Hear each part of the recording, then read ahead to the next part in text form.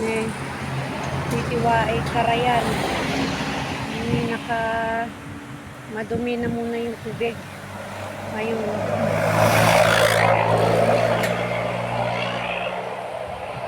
Ayan si Roslyn.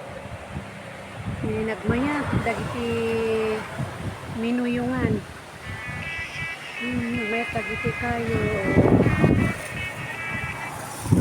Sana ma-preserve dagito idang environment tayo tani habang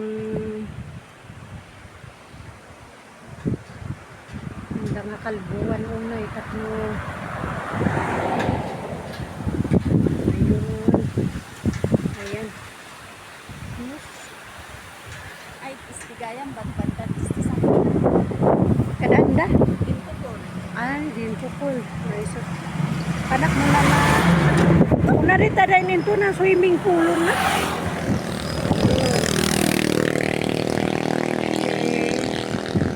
So, adapay ko mga madanunan dagiti next generation dagiti nga kay kayo.